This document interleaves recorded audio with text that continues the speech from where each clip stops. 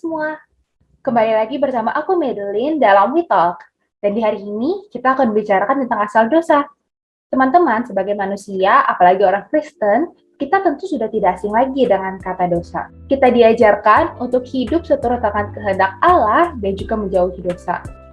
Tapi tahu nggak sih dari mana sih asal dosa? Apakah dosa diciptakan dari Allah? Kita bahas bersama-sama ya.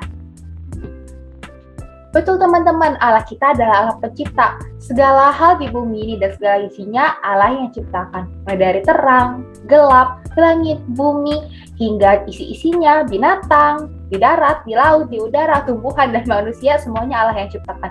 Tapi kalau kita bicara soal dosa nih ya, bukan Allah yang menciptakan, tapi dari ciptaan, yaitu kita manusia. Loh, kok bisa? Iya ya, kok bisa ya? Mungkin kalian juga bertanya-tanya, apa kalau begitu dosa itu adanya di luar kuasa Allah ya? Ya tentu jawabannya tidak ya teman-teman. Allah kita adalah Allah yang berkuasa bahkan atas dosa sekalipun dan mampu mengatasinya. Tidak ada satupun hal di dunia ini yang berada di luar kuasa Allah. Dosa hadir oleh karena Allah mengizinkannya untuk berada di dunia ciptaan. Tapi bukan berarti Allah menghendakinya secara positif. Manusia adalah makhluk yang mutable. Manusia memiliki kehendak bebas. Ya, ini baik sih ya, karena ini membuat kita manusia menjadi manusia sesungguhnya. Tapi di sisi lain, manusia jadi punya kesempatan untuk melakukan dosa. Kita tentu tahu betul kisah kejatuhan manusia ke dalam dosa. Allah melarang manusia untuk memakan buah pengetahuan. Ketika manusia makan buah tersebut, manusia mendapatkan pengetahuan tentang yang baik dan yang jahat. Tetapi asalnya bukan dari Tuhan, melainkan dari manusia. Pengetahuan tersebut lahir dari pemahamannya sendiri yang sudah memberontak terhadap Allah. Manusia jadi berada di luar hukum Allah dan ingin melampauinya. Sehingga ketika Allah melarangnya untuk makan, itu merupakan suatu bentuk kasih Allah, teman-teman. Karena ketika mereka mulai makan, itu sama saja dengan bentuk manusia melawan Allah.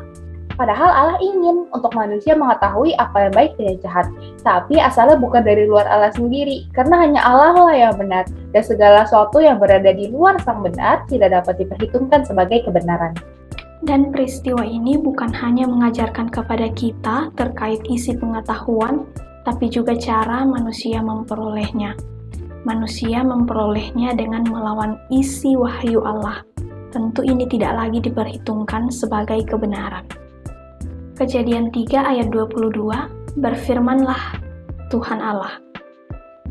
Manusia itu telah menjadi seperti salah satu dari kita, tahu tentang yang baik dan yang jahat.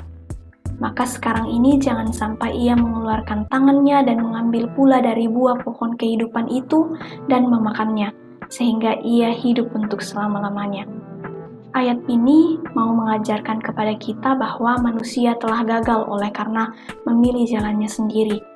Ya, itulah kita, manusia yang ketika diperhadapkan dengan godaan, kita seringkali justru memilih temptation tersebut dan menjauh dari Allah.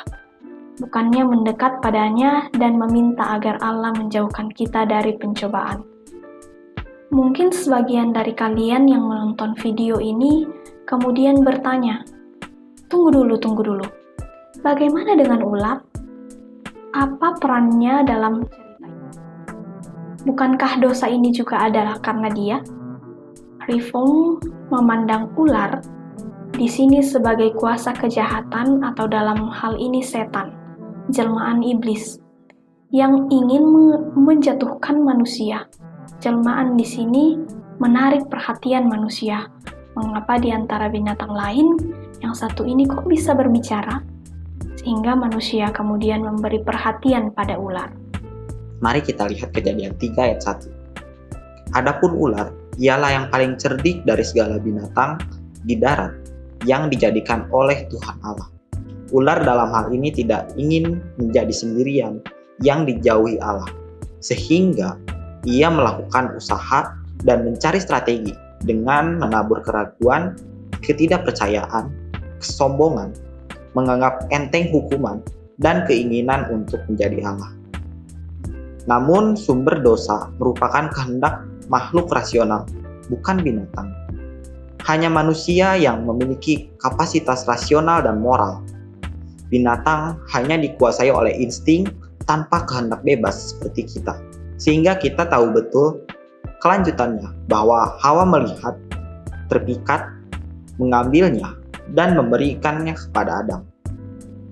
Kejadian 3 menceritakan kepada kita sejarah kejatuhan manusia, the originating sin, dosa yang melahirkan dosa-dosa lain. Kisah kejatuhan mutlak diperlukan bagi kita agar dapat lebih benar dan lebih jelas dalam memahami dosa-dosa yang ada pada sekarang ini. Kejadian 3 juga berbicara kepada kita sebagaimana Allah dealing dengan manusia. Ingatlah bahwa meski dosa bertentangan dengan sifat Allah, namun tidak ada satupun hal yang bisa terjadi di luar kehendak Allah. Kita percaya bahwa segala sesuatu terjadi karena Allah menopangnya. Bahkan setelah kejatuhan pun, manusia masih memiliki kehendak bebas.